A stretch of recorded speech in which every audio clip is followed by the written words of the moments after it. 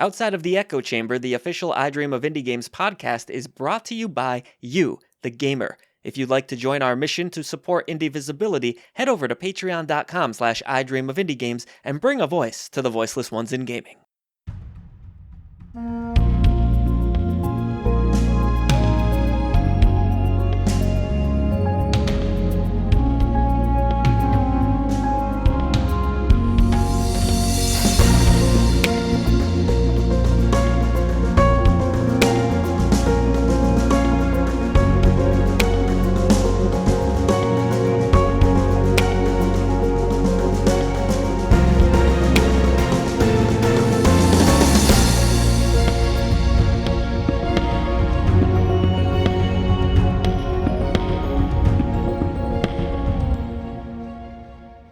Greetings, Indie Warriors, and welcome back to Outside of the Echo Chamber. It's me, Queen of Indies, Silent Signs, here with Old Gamer Joe.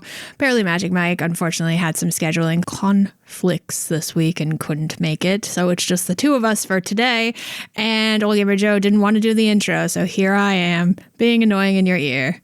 Our mission here at I Dream of Indie Games is to shed some light on the incredible indie gaming scene and all of the talented developers and publishers. We bring you daily reviews, first impressions, top 10 lists, sales videos, so much more, and of course, this very podcast, Outside of the Echo Chamber. Huge thank you to all of you out there for keeping independent content alive and well. And if you share our love for indie games, consider joining us over at patreon.com/idreamofindiegames. Your support grants you some pretty cool perks like access to our Discord community, which is pretty darn cool if I do say so myself, early and ad-free content, a shout out at the end of videos, and so much more. Thank you, Silent Signs. I didn't feel like doing the intro today. I just get tired of it. I've done 12 of them in a row or something like that. This is episode 13. Uh-oh, that's not lucky, is it? No, that's why we're like fumbling through this whole thing. Don't forget, though, you can listen to this podcast on Spotify, on YouTube, and YouTube Music, so you don't have to keep the video open the whole time, which is kind of annoying. Yeah, it's definitely annoying. I need to get upgraded to premium at some point because at this point, YouTube has made it where pretty much most videos are unwatchable without premium. Like the ads on top of ads now are so absurd. I'm kind of leaning towards not watching YouTube at all, which is insane. I work for YouTube and I encourage you all to watch us, but I don't know how y'all do it without premium. Are you annoyed with the ads, Silent Signs? Do you think it would be a cool perk for becoming like a YouTube partner if they included YouTube Premium when you made it? It'd be amazing if they would do something like that, hey, but YouTube, we all know that's not going to happen. Are you listening? But gosh, that's basically their strategy, I feel like. It's to make the ads so unbearable that you're finally just going to buckle under pressure and pay for it. I don't really mind ads that much. I got to be honest with you. I didn't mind them at first, but now it's like 1 minute and then another minute and then another minute and then they're in the middle and then they're just getting worse and worse. It's really high pressure stuff that they're applying to me to the point where I don't want to use the platform anymore. What kind of ads do you get? What do I get? A lot of drug commercials, I feel on YouTube? Yeah, even on YouTube. A lot of like Metamucil and fiber shit and all kinds of weird stuff.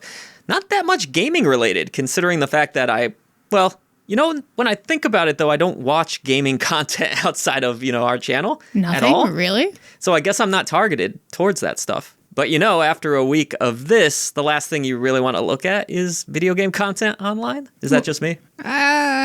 It depends. I watch a lot of like creepy type stuff, like videos that talk about like the dark side of the internet and stuff like that. And sometimes there's gaming related content in that. Does that count? Yeah, I guess I could kind of sort of see that. The thing I've been watching the most is actually that Caleb Hammer. Shout out to Caleb Hammer. Not that he needs my shout out. He's got like millions of subscribers. What's up, buddy? I've been so into the financial audits that he does lately. These people go on the show, and if you're not familiar with Caleb Hammer, he basically is a financial auditor. He gets guests. They're kind of millennials most of the time, right? Or Gen Z. 23 age range, 25. That's like Gen Z. Kind of in that territory, yeah. And basically they revealed all of their debts to him, and some of it is really absurd. People don't even understand what they're getting into and ruining their life. I guess at some point he had ruined his own life in debt, found a way out of it, and is now a big success story. So he tries to help other people, but in a really comical way where he's basically like humiliating these people in a lot of cases live on the internet. It's really fascinating stuff. I don't know who would agree to go on this show at this point and be embarrassed, but people will really chase fame in any possible way. A notable channel, and they're like, okay, yeah, sure, this will be good. But in reality, they're just looking really dumb on the internet. Now, they don't use real names, but you've watched a few episodes with me. I have. It wouldn't be the first thing I turned on when I go don't know. online. I'm just so into it for some reason. It's a little too shouty for my taste. I like that stuff, though. I'm not big on any sort of YouTubers that rely on shouting. I don't know if he's relying on the shouting. I think he's genuinely mad and upset. I do understand in some cases the shouting is necessary. Some of these people are pretty frustrating. I He gets on agree. there. Like some of the dumb spending habits.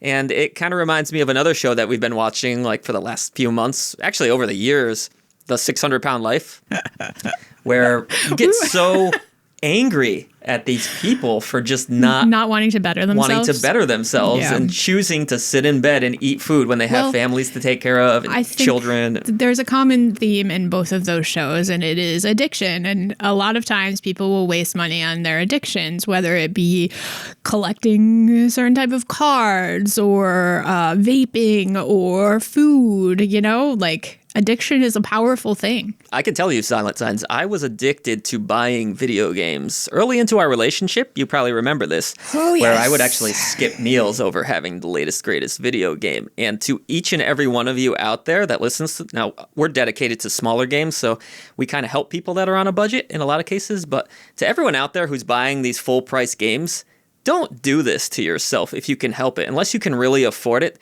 because it is a path to hell. You're buying $70 game here, $70 game here, $70 game here, The and latest, before you know it, console. your cupboards are empty at some point, and you just have these video games, and it's just trying to fill a void over and over again. I love games; they're a huge part of my life, obviously, but addiction is real. Yeah, and I was addicted to game purchases. Don't get us wrong. We're not saying go out there and steal those games. No. That's the other side of this. But coin. don't buy every single thing. That would be my advice. Just wait for sales and wait till you have the money that you can set aside to afford it. Yeah. I used to bring him food when he was so destitute. It's true. I'm really embarrassed of this, actually. He'd be like sitting on the floor in an empty apartment with no food to eat, but he'd have the latest video game. I don't recommend buying every single new video game. Moral of that story. Maturing is realizing that if you don't play it right away, it's okay. Yeah, absolutely. That is part of growing up. It took me a while to mature. I'll admit, Silent Signs. I'm a late bloomer. I think I didn't really become an adult until like my 30s. I agree. Which is pretty shameful. But hey, at least I can admit it, right? I was a dumbass 20-year-old. Through my 20s, I was a dumbass. You know what? I think there's a lot of folks out there that can relate to that. Maybe we don't always do the right things all the time, but we can learn from our mistakes and grow from it. And I feel behind the ball, too, now because, I didn't stash away a lot of money like I should have been. I could have started this business way sooner, but, hindsight's 20/20. And you know what? I think that does tie into our topic of today's video, because we're going to be talking about somewhere you spent a lot of time and money. Yes, well, you did anyways, and you don't anymore. You did. Actually, you know what? We're going to be talking about GameStop a little bit of a spoiler there, but spoiler alert. I never bought a lot from GameStop. You used to do the midnight releases. Don't lie to me. Back in the day, I would do some here or there, but it was never my go-to store. In fact, I got into the Amazon train pretty early on. You'll remember most of my games were delivered to my apartment, right? Yeah, but we did a few stand-in lines at GameStop. There's a few stand-in lines. There is some nostalgia tied with GameStop and some of those purchases, yes. There was excitement around the midnight release. I think the last one I remember doing was GTA 5 or 4. 5? I think it was 4, actually. Yeah, it was GTA 4. Gosh, it's been a long time. Really? That was the last midnight I think I did. Are you sure? Pretty sure, yeah. I did it with my old pal Mark. Shout out to Mark. I thought you did one of the Final Fantasies. Was Final Fantasy 13? No, I didn't get to do it that night because I was working, but I saw the GameStop line of people for Final Fantasy 13, and I was talking to them as I was blowing leaves everywhere. Maybe that was it. I was a street sweeper back in those days. So, yeah, I think GTA 4 was my last midnight release. Old Street Sweeper Joe. That job sucked, by the way. I just want you to know I did that for you. Yes, I had that impulse of buying video games all the time, but I always paid the rent and the bills somehow. Well, that sucked because you were in college, I feel like, and you still didn't have a job or anything. And it was like one dude. I had a part-time job. Really sad apartment situation. But yeah, again, don't spend all your money on video games. Be responsible.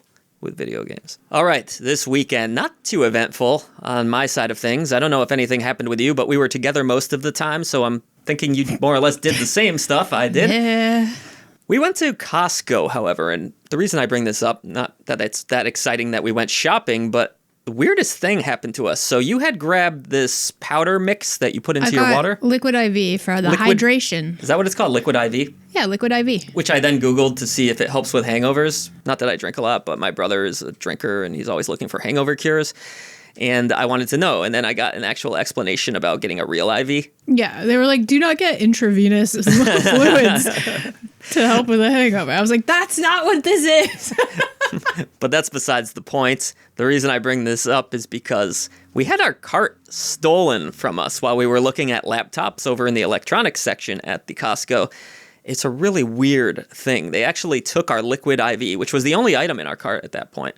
They put it on a table next to a laptop and then just started walking off with our cart. You kind of saw the guy walking away with the cart who we're 99% sure took it. Oh, right? We're sure. We're pretty sure. So did you actually see him in the act taking the cart? I saw him walking away with the cart that was in the location that I left it, and I saw my Liquid IV on the table. Right. So Silent Signs is like, well, what do we do? I actually start trailing the guy, and he sees me coming up on him, and he's just more and more pretending to have this fake phone conversation. He's going, and he's looking kind of around. He knows I'm coming. He's like, oh shit, am I about to get my ass whooped? Like, is this dude gonna hit me or something? And I'm like, hey, I just want my cart back, man. I know you took it. He starts lying about taking the cart, saying, I went outside and I got it. I'm like, no, you didn't. And I called him some not so nice things that I'm not proud of. But I didn't care that much. I just went out and got another cart. It's an asshole move. And you got to call people out like that. Come on. And I hope at the least I made him feel bad about the rest of his day for being such a shithead. All he had to do was go like 30 steps back and get a cart. I think he knew he was being a shithead. Okay, then don't do it. I don't think that's going to change Then don't him. just lie. That's being more of a shithead. You got to choose your battles in life. He could have said, you know what? I was wrong. Here's your cart back. I'm going to do the walk of shame back and get myself a cart because I did an asshole thing. Maybe I thought this was an abandoned cart and I took your thing out. Of course, that's probably not the case, but that happens, right? People abandon carts. Yeah. Sure. Well, to be clear, we were like right at the entrance too. Like we had just gotten in. I could have at least, if he said something like that, been like, okay, man, you're probably lying, but fine. At least you gave the cart back, but he didn't. So fuck him. I'm saying it live here on the podcast, and I hope you're listening, whoever you are.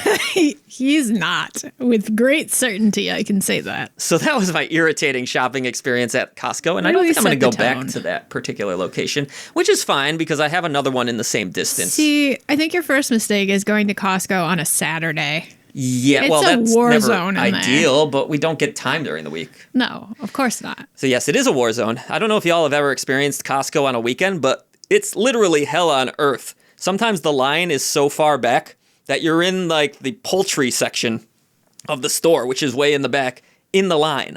That's how stupid it is.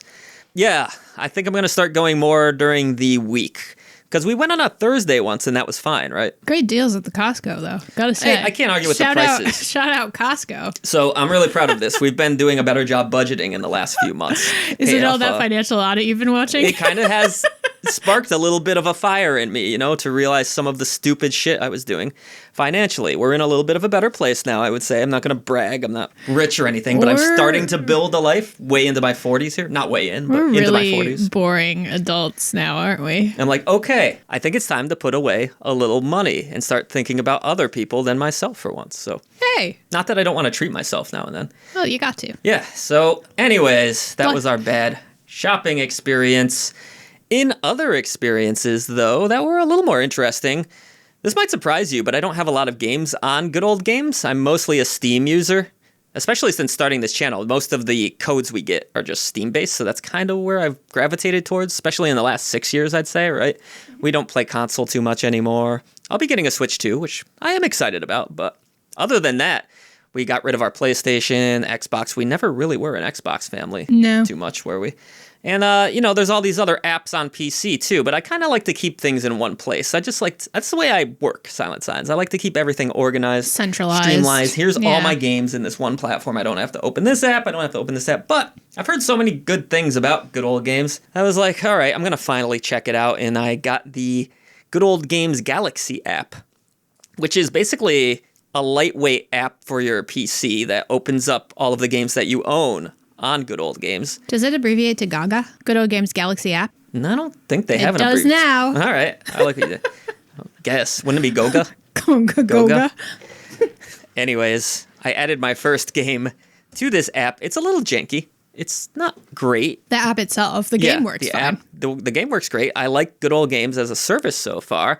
I like what they're doing for video games, and I'm excited to add some more to my Good Old Games library. So this was the first review copy we ever got on for Good Old Games. Mm-hmm. And I had a nightmare trying to figure out how to redeem. So a lot of you probably don't know this, little inside baseball, but there is a redemption process to review codes sometimes where you have to enter press builds that aren't public yet. You have to enter certain passwords. I've done it so many times on Steam, I'm kind of used to it, but this was a whole new ball game on Good Old Games, and I actually had to ask for help. It was pretty sad. It's just, things are in a different place, and just a little something for you folks out there that might wonder, like, oh, do you just get a code and redeem it and that's it? And actually, it's not always that simple. I was at the library, and Joe's like, can you punch in this code to Good Old Games so we can I'm like, what? Well, I sent you the list of what to do, and it was overwhelming, right? There was like 12 steps to redeem this game. I just followed the steps. Even our 12-year-old followed them. There were steps after steps, and I followed those steps too, and the password wasn't working. So I don't know. Getting old's difficult, folks, okay? Life is hard. About to be 41 in October. About to be. My brain is starting to fail me. Don't rush through summer. I've done over 1,000 reviews. That's another thing I want to talk about. I'm going to be cutting back on my personal reviews and giving them more to the staff because I've done 1,000 of these things. What left do I have to say, Silent Signs? Much. Clearly. What else did we do? We watched the Stranger movies. Why don't you talk about that for a while? I need some coffee. Sure. So we watched the original Strangers movie. I don't know if anyone is familiar with that series, but it's basically like a home invasion type scenario where these masked people show up at a house and attack with no apparent reason just because they were there. Yeah. So we had watched the original one, which we really liked a while back, and we apparently thought we had watched the sequel, but we never did. Strangers 2, Pray at Night, I think it is. Yes, they go to a campground in that one. Yeah, so it's literally the same setup. It's a family being preyed on by these masked figures. Same setup, but awesome, though. Pretty good. Yeah, not that bad. Unfortunately, we also watched Strangers Chapter 1, which is a relaunch of the series? A retread, basically. Kind of a retread. It's the same story, but kind of sort of different. It's now based around a couple, an annoying couple at that. The girl from Riverdale is in it. Yeah, Madeline Pesh, something like that. Which I really wish you didn't point out her lip injections. I don't know. She looks like she's got really bad lip injections. Maybe it's just her lips. I don't mean to judge. Because I went and looked, and she did not have those lips. Unless your lips swell a lot.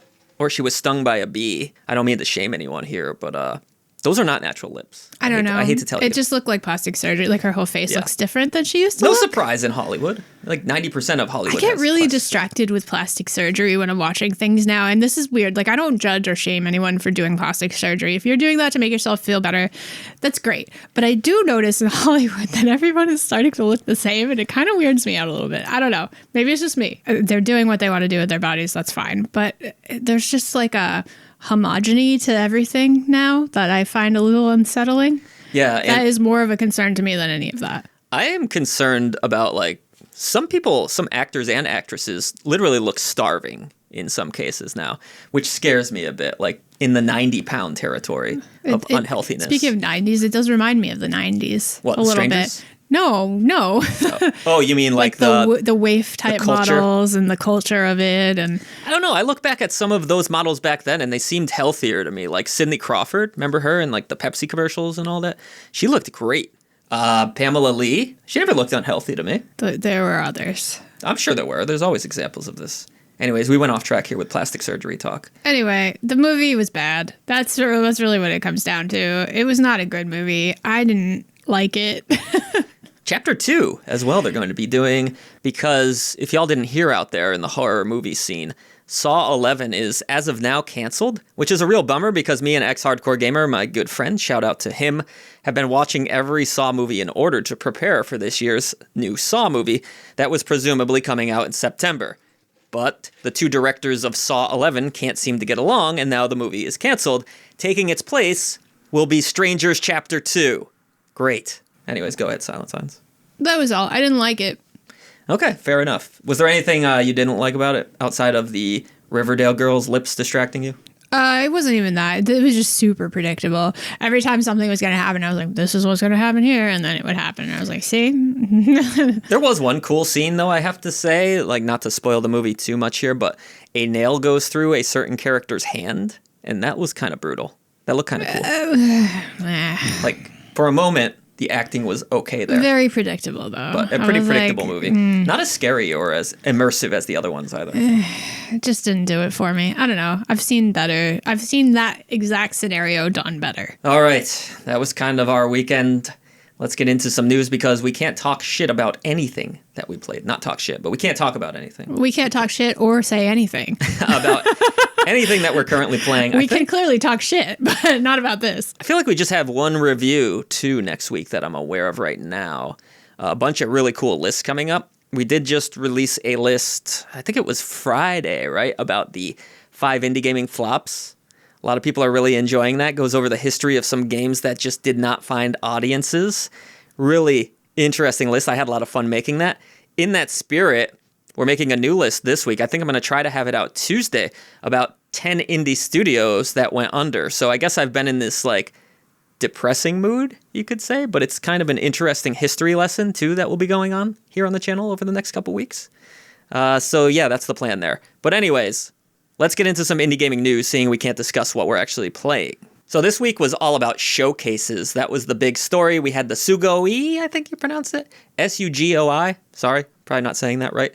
That showcased a bunch of upcoming indie releases. Starvaders, which is a game that we've seen kicking around for quite some time now. A little strategy game. I think we did a sponsor for them. We also saw it back in PAX East. I think we played it there. Yeah, right? Or we at least took a look at the booth. Yep, so that's a little strategy game that's been kicking around. Looks pretty colorful and fun. They showcased a lot of games. I won't go over them all here, but Commander Quest was included. Iron Corbo, Kung Fu Janitor, Dunk, which looks like an indie basketball style, arcade style game. Looks really cool. Is Iron Corbo Kung Fu Janitor all one title? I believe so, yes. Yeah, okay. Iron Corbo Kung Fu Janitor. Interesting. And Polstay. That's just a few of the games that were mentioned on the Sugoi Showcase. Please forgive my pronunciation. Probably bad. We did all of that wrong, and it's fine. So that was one showcase, but the bigger showcase, which had a lot of cool, surprising releases announced.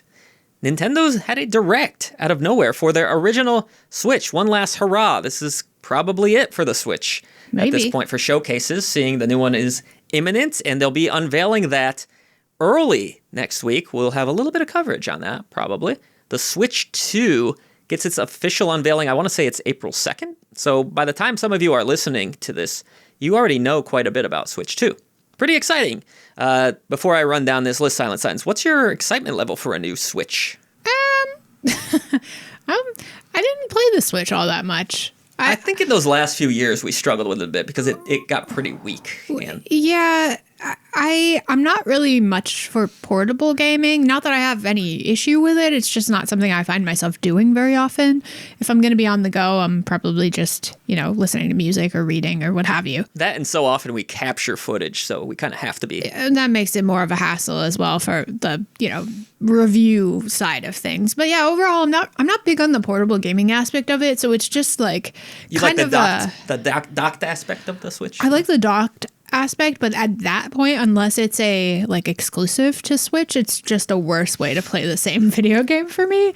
And it's fine. I think it's a great option for folks that do love that kind of the duality of the Switch, where you have the portable option and you have the docked option, and it's nice and compact, and it has a lot of selling points. It's just not for what I need it for, not like something I'm super excited about right now. I'm trying to go into Switch 2 with a fresh perspective on Nintendo because I have been a little bit negative towards the Switch over the last few years. I'll be the first to admit it. But the console pissed me off in a lot of ways. Got pretty frustrated with it. A lot of great indie releases that I loved on PC. I'd get comments from people saying, oh, the Switch version sucks. And I just got tired of it, to be honest. So I'm going in with a fresh perspective here. I think they're going to have a more powerful hardware. I think it's going to run indie games a lot better, at least for a while. But this is what happens with portables. They age pretty quickly because games keep getting better and better. And I will say this, I think Nintendo exclusives are the best exclusives. Like, I love Nintendo properties. I think they're super fun. Love Mario Kart. I love Donkey Kong.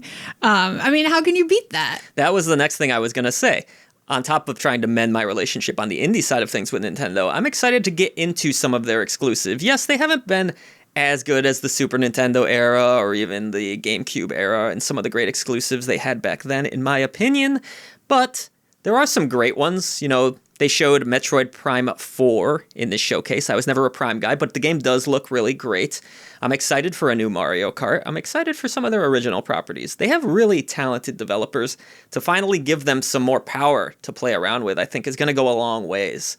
We'll see how powerful, or we'll know, I guess, at this point, how powerful the Switch 2 is going to be, but anything will be an improvement over the Switch, which was pretty old even when it originally launched. But it sold so well, and it was a great way for a lot of folks that didn't have a super high budget to be able to get into gaming during the pandemic. And I will say this about the Switch, it was great for the indie scene. There were a lot of games that would have went unnoticed that the Switch did help find an audience. Yes. At least a bit, but a lot of frustration. So my memories of the original Switch are like just this mix of good and bad. Yeah. And that happens with any console over time. And it was a long time. It was a really long time. I would argue the Switch 2 is a little late to the market, in my opinion. But when your console's selling well, it's hard to argue. Yeah, why argue? So I get it. But I probably would have put the Switch 2 out last year. Just my opinion. But anyways, this Direct had quite a few releases. No Sleep for Konami Date. From AI, the Sonium Files, not too familiar with that one. Raido Remastered, Shadow Labyrinth, Patapon 1 and 2. I remember the Patapon games a little bit. I think I played them on PSP, was it? You remember Patapon at all? Like little rhythm games, the cute little guys with the spears. Maybe. You can look at it if you want, see if it jars any memories. Story of Seasons, a new one of those was announced. Disney Villains, Cursed Cafe. I guess this is going to be some sort of sim game with Disney villains. Not really my thing. Witchbrook, which looked really good. Eternal Life of Goldman, Gradius, Origins, classic series there, shoot 'em up series. Rift of the Necrodancer was announced for Steam. That's obviously already out on PC, Steam Deck, and such. Tamagotchi Plaza was announced. Rhythm Heaven Groove, Virtual Game Card, High on Life. Star Overdrive, The Wandering Village, King of Meat, which looks like some sort of online game. We looked a little bit at that. Fantasy Life I know a lot of people have been looking forward to that one. All 3 Monument Valley games will be coming. Everybody's Golf, this one got me super excited. The return of Hot Shots Golf, I played the hell out of that series. Huge part of my teen years, playing golf with my friends digitally in the Hot Shots series. Love those games. And maybe the biggest announcement outside of the AAA stuff, which I've purposely skipped over. We talked a little bit about Prime 4, Saga Frontier getting a remaster, Saga Frontier 2, I should say. Marvel Cosmic Invasion, a brawler. Silent Signs from the folks that know how to make brawlers. Did you like the look of Marvel Cosmic Invasion? Didn't do much for you? I wasn't as enthusiastic about it as you were. I think it looks great. It didn't look quite as good as Shredder's Revenge to me, to be honest with you. 100%. But I still thought it looked really good. A little generic to me. Hey, it's a brawler, though. You know, I'm never going to complain. It's one of my favorite genres. And I love Marvel heroes in that setting. Going to be 4-player. Looks pretty fun to me. I don't know. I'm more positive on it than Silent Signs here. She's just in a mood, I guess, right now. No, it's just not doing it for me, and that's okay. Tomodachi Life Living the Dream was the last indie announcement. I know some folks were excited about that one. Were they really? Do you know much about it? I was just looking it up, actually. Is that like a Tamagotchi type thing? I'm guessing? No, it looks more like, I think, like a sim type game. Oh, interesting. Okay. Definitely not my usual genre. No, but I do know there was some excitement for this. But like all the characters almost look like those like Wii characters. Oh, yeah, like the avatars, the Miis. Yeah. Let me take a look. Oh, that's kind of cute looking. Yeah. They do look exactly like Miis. I don't know if they are. They might actually just be Miis. That's probably the case, being Nintendo and all. So. Yeah. Cool. So yeah, some pretty cool announcements there for a very late Switch, maybe the last original Switch showcase. So that was that. One more story here, Silent Signs, to get into, unless you had anything to add.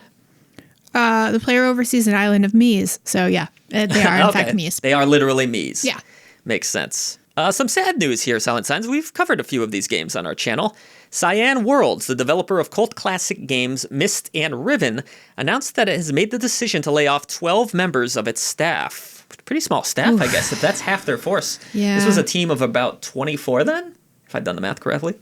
The layoffs are effective at the end of this month.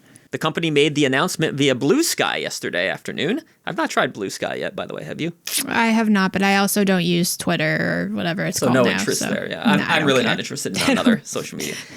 For everyone that's moving to Blue Sky, the same thing's going to happen. I hate to have a spoiler for you, but it's going to suck at some point, if it doesn't already. Anyways, industry conditions have forced us into a tricky spot where we're having to weigh the future health of our studio against the month-to-month realities of game development in 2025. Unfortunately, this isn't an uncommon message. Layoffs rocked the gaming industry throughout all of 2024, and numerous studios have already been affected in the first 3 months of 2025. Thank you to Digital Trends for that story.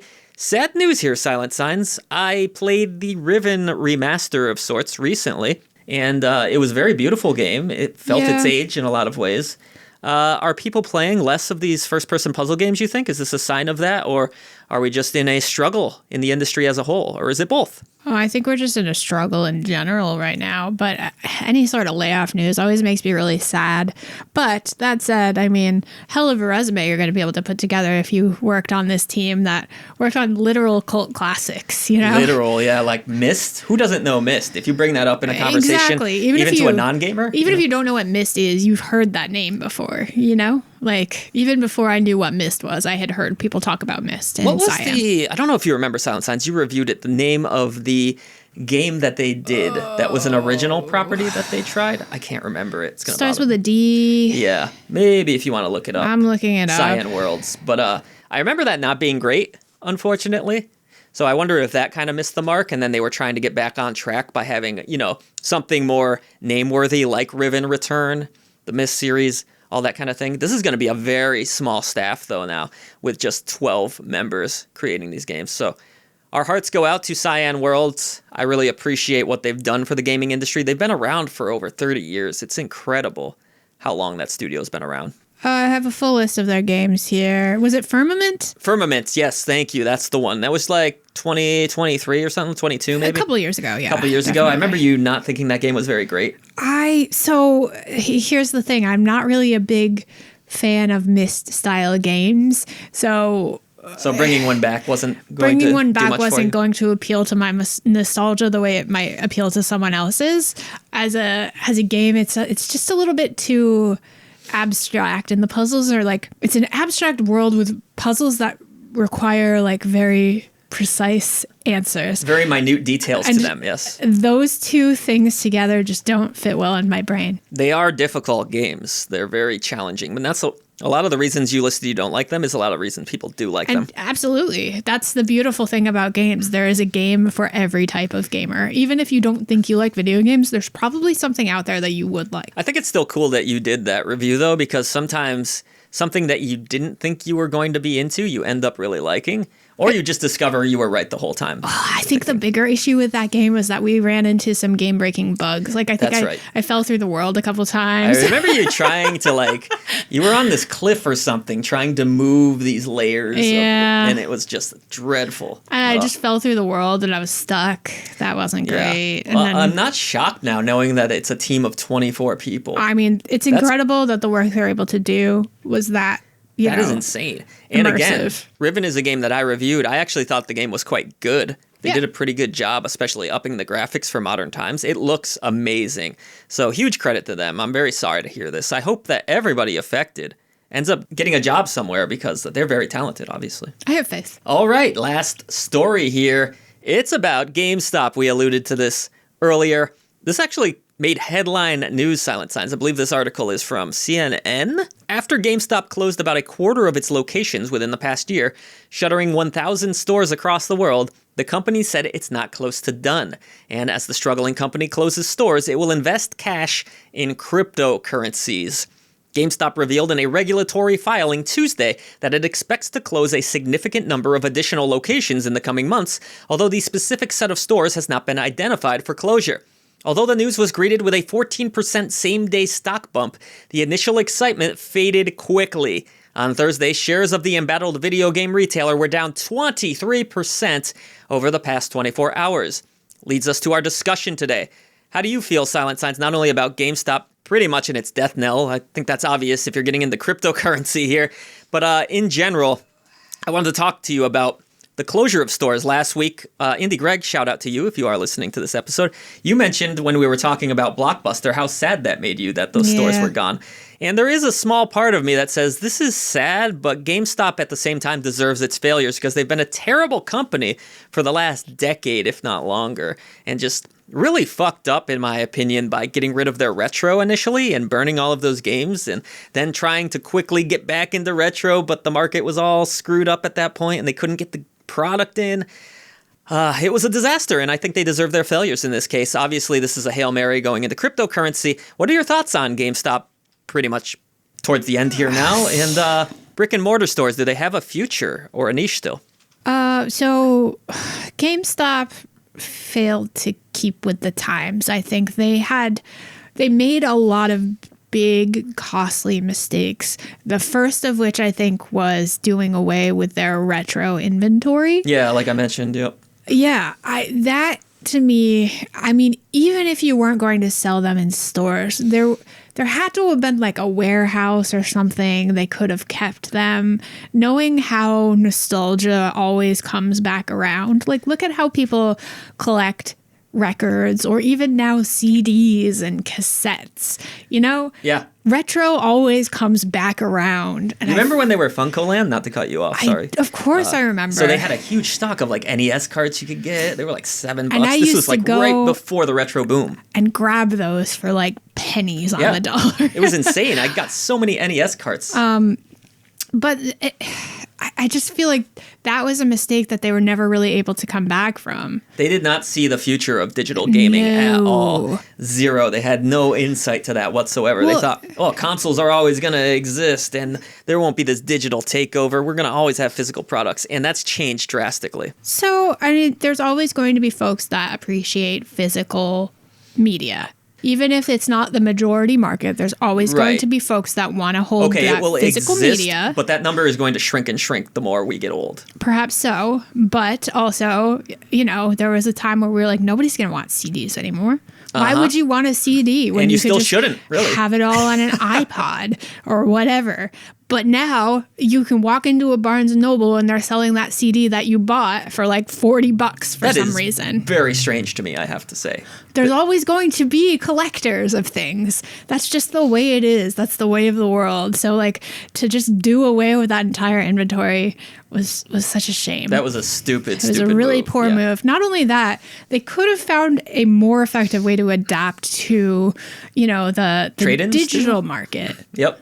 As well. You know, I feel like maybe they tried something with like did they try like an online service at some point? Well, they have their website, which is dysfunctional, where they try to sell products that way. But they never tried like with Netflix, we went from having them send us a DVD in the mail and then having to return that DVD. So you're basically saying GameStop should have had like an app that we could use and maybe stream games or download games. Exactly. Like or even like their own like brand of like Steam or a good old Games Galaxy, you know? Like, why didn't they? And maybe they didn't. I'm just ignorant of it. I don't think so. But I feel like they should have at least tried to get into that market to keep up with where people were playing and purchasing their video games. Sure, yeah. And capitalize on that digital market. Same mistake Blockbuster made back in the day when Netflix was starting to take off. Or even just sell the codes to the games on Steam and good old games or whatever. You know, like there had to have been a way. There was. You had people that were not thinking about digital at all, pretty much. Yeah, and you know, sometimes it's like stubbornness and pigheadedness that will make you lose everything. And I think that's maybe some of what's going on here. Yeah, I don't feel like a sadness about GameStop closing because they do deserve their failures. They've done a terrible job. Their online store, I've heard horror stories in our own Discord server about people getting terrible beaten up copies or having their orders canceled. You buy a used game from GameStop, it's like maybe $5 cheaper than the new one, and it's all covered in stickers. It's not worth it. Why would you do that? I would just pay the $5 to have a new copy. They were resealing games that were saying they were new at some point. So all of these things start to add up when you do dumb thing after dumb thing after dumb thing. And yes, every business makes a mistake here or there. I've made them on the channel myself. But when you continue to make those mistakes over a prolonged period of time, you eventually lose your audience. But I do have a sadness associated with it. I remember going to like EB Games and Funkoland and like going to pick up that used video game, and I was super excited about it. Yeah, and then the death of Game Informer was big too. Their magazine for so long. Yeah. That died, and they're coming back kind of having an indie effort now on their own. So what a mess. I think they deserve their failures. But, I think people in time after, if and when GameStop inevitably fails, as many stores are failing now, I think there will be a sadness after, distance makes the heart grow fonder, as they say. And 10 years down the road, if GameStop's not here anymore, people will be like, I miss when we were able to go into GameStop and look at the new games coming out and pick up a copy. And yeah, I just think I have good memories of GameStop in the past, and my last like I said, last decade of memories just aren't good, so I don't have any nostalgia for them anymore. When you go in there, it's not a good experience. It's but just you never remember your bad experiences about Blockbuster when you're thinking back on going and renting movies, right? You think about only the good stuff that happened. You don't remember the fact that, oh my God, I really wanted to watch Titanic so bad and they were all out of copies and I went the next day and someone had just taken the last one again. You don't think about that stuff. You just think about like, oh, I remember Friday night and we went and picked our favorite movie. And that was more a problem for the new game releases. They were rented out on me.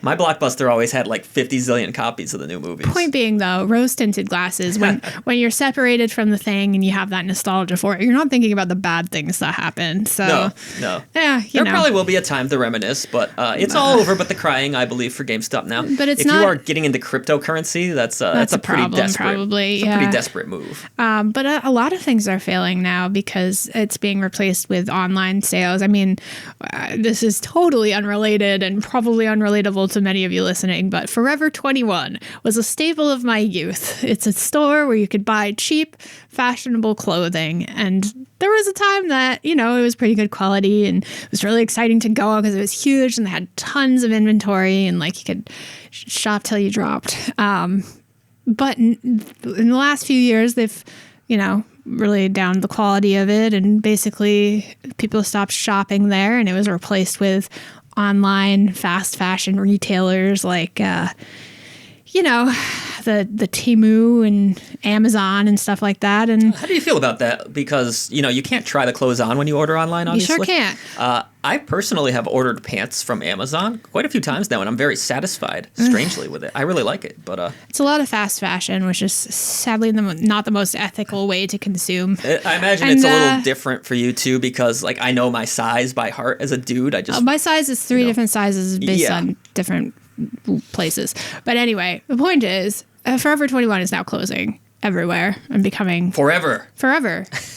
They are no longer 21. Hey, never say never. We did see a lot of dead stores come back, to return. Yeah, like Toys R Us and Macy's and stuff like that. I do think they'll probably stay existing in a digital way. I think the brand will be around. Online store or selling on a different marketplace or something like that. But the point is, those brick and mortar stores will be no more.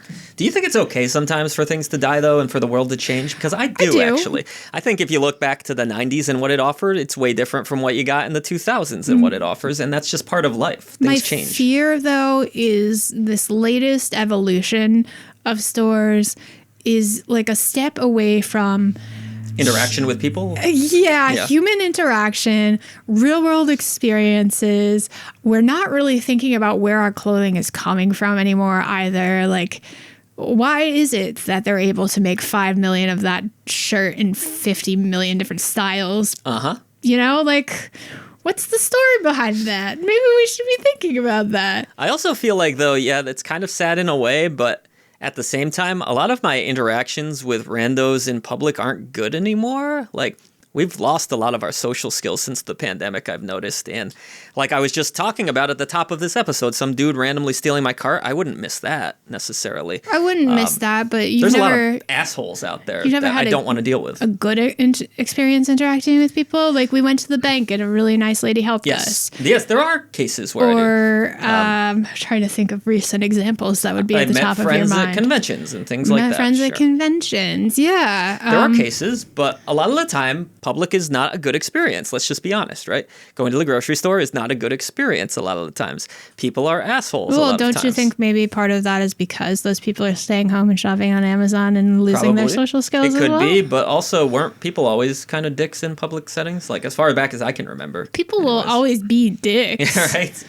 So, however, will I miss everything about like going to these stores all the time and dealing with that? No. There's pros and cons to everything, but I don't think stepping away from social interactions is the answer. Not entirely. Always. No, not entirely. Obviously, there's conveniences and things, and you gotta, especially if you're on a budget, you gotta shop where the best deals are. Right. Like, here's an example of something I miss. A lot of times, I would go to a friend's house every Friday. It would be a small gathering of friends. That kind of stuff seems to be happening less and less, at least in my life. I don't know if it's happening worldwide. It seems to be trending towards that way. Well, I think alcohol sales are at an all-time low right now, or like a major low in the last century. Yeah, it's not as appealing anymore. And it's because people aren't going out as much anymore, and they're not getting together as much anymore. They're just staying home. It could also be we're more knowledgeable of how bad drinking is for you, too. I think maybe that's a factor, but I don't know if that's the biggest factor, because we were all young and dumb once. Oh, yes. I wasn't even a big drinker, but I drank enough for a lifetime, so many people were young and dumb. Yep. I fall in that category. I think kids are still young and dumb, but they're making different mistakes. And I don't know if that's better. The vaping is the big thing now. Vaping is big. That seems really bad. But we did plenty of bad things too, so yeah, that's just the way the world works. Things change. The more things change, the more they stay the same. We create new problems where there weren't problems, and then we lose sight of the old problems. But there's always going to be problems. All right, we had a few comments last week when we talked about stealth drops. Let's read a few of those. This comes from @Miroslavzima8856. Quote, "Those are my absolutely favorite releases. No prolonged waiting, no postponed release dates because the game is not ready, no annoying never-ending early access or empty promises. I really hope Half-Life 3, if they are working on it, will come out of nowhere." All right, so like I mentioned, we talked about stealth drops last week. I am not a fan of them. Half-Life 3. I know, right? Some people really don't give up the dreams. I've been hearing about that for it's just like the Silk Song people. Long time. Silk Song's gonna come and it's gonna be awesome. It's like, move on at some point. I do hope all of these games eventually come out because, I guess I've kind of moved on with my life at this point because something like Silk Song, sure, but there's been a million Metroidvania games at this point that are probably just as good, if not better, as whatever's going to come out there, so I no longer care. Yeah. There's just too many games to care about one. I'm not sure why people put so much energy into one single game when there's a million good ones out there. Because sometimes something just hooks you and it won't let its claws out of you. I know, I get obsessed with things. And I don't really get that anymore. I just have so much to play. It's like, oh, what am I going to move on to next? What am I going to move on to next? I have not idolized a single game in years now. Maybe not necessarily a game, but sometimes you just get something that just clicks with you so well that you're like, I need more of this thing. Yeah, that's true. But anyways, thank you for the comment, Miroslav Zima. We appreciate your take. I do not like stealth drops. I mentioned that last week. You could go back and listen to that episode if you so wish. Another comment from SD Trawick. Frequent commenter on the channel. Thank you for writing in. Yes, it's instant gratification and less time waiting. I don't see the downside, Silent Suns. Yeah, it's fair. I mean, to me, the downside would be if there's not enough publicity around it and it gets lost in the sea of a million indies that come out. Or it's a giant game. Or it's a giant juggernaut of a game and it overshadows all of the other great things that come out that week. But those would really be the downsides. Chris Loston writes in, "Honestly, I'm indifferent to this practice, as I only ever buy games once on sale. So if it arrives as a surprise, or when originally scheduled, I won't be buying it for some time, if at all." Well, Chris, that's a good strategy. We talked about earlier how my spending habits were horrible on new video games, and I believe people should not necessarily buy the latest and greatest right away and spend all their money. It's not healthy.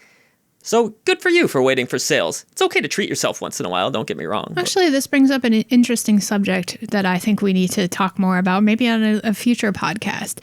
But pre-orders. People still doing that? I know in Discord, shout out to Lex Noyle, he's always talking about the games he's pre-ordering, so there's definitely still a pre-order market. I've not pre-ordered unless it was like a sale type thing. I thought, didn't you? Because I pre-ordered the Final Fantasy VII pack. That's what I was thinking. Because it was a really good deal in that case. So I got Final Fantasy VII Remake and the sequel for $70 total. And I'm curious, what makes you want to pre-order something over picking it up at the time of release? Like, what's a perk that... I could see, like, if it's a limited release and it's going to run out of stock or something like that. But generally speaking, unless there's going to be some sort of pre-order discount, I don't see an advantage. Like, the only thing I'll pre-order is a limited run of something like a record or... But you don't know if the game's going to suck either. Yeah. So you don't want to commit your money to it. If you're enthusiastic about it and you want to make sure it comes out, sometimes you want to give them a little money. You could potentially be stuck with a pretty bad game. You could. Pre-ordering. It's a risk you take, right? All right, let's do one more comment. John D131. I plan out my spending and what I'll have time to play with a calendar. So when something drops out of nowhere, I need to reconsider my plans. See, that is another negative to stealth drops. Sometimes people have a certain budget set aside. If you're smart, you have a budget set aside for your entertainment. And, if that budget gets spoiled by something that suddenly looks better or you really, really want, well, that's annoying. Or, isn't it? Your car needs new tires and maybe you don't have money left over. Which it does, by the way. It does. One of our cars does. Thank you, everybody, for writing in. It's an interesting topic, stealth drops. A lot of you seem to like them, but I understand it's different from my perspective because I work in the games industry and I see a different side of it than you. As a consumer, and I was a consumer for many years, I could see the excitement for, whoa, this game's available now? Cool. I want to get that right away. I think it was always cool when they would do that on like award shows or showcases. They'd be like, by the way, this game is available now. Yes, I do see that side of it still. There is an excitement. And then you would be like, oh my God, we don't have to wait for this? Let's get out of here, Silent Signs. I think we talked enough for the week. It was an interesting... I could keep talking. ...conversation today. Next week on the channel, upcoming indies should be live for everybody right now. Patrons have enjoyed it early at the Legend tier and above. 14 great-looking releases. We've got a new review headed your way. I think it's actually Wednesday from Silent Signs here, though I don't know actually who. We both played the game together, so we'll see who writes it. 10 Hidden Indie Gems. That's our new series starting Friday. We launched this like a soft launch I think it was last Friday, right? Went very well. People are enjoying it. This show covers some of the smaller indie releases that we don't always have time on our big rundown Monday for. So it's a great way to highlight some of those 500 and under followed games on Steam and other platforms. Great show, I think. It went over well. Yeah. So we'll keep that going now. 10 hidden indie gems that nobody played. You can look forward to that if you're listening in public feeds in just a couple days. Patrons, you got to wait a little longer. I know that sounds ironic, but you're listening to the show early on Patreon. Sorry. So. All right, everybody. We're out of here, but you know how we end this thing. Let's do it, Silent Signs. You want to let it rip this time? No. All right, I'll do it. There we go. There's a grunt at the end of that one. See ya. Wonder if anyone actually listens until the end to hear that. Comment down below if you heard the fart.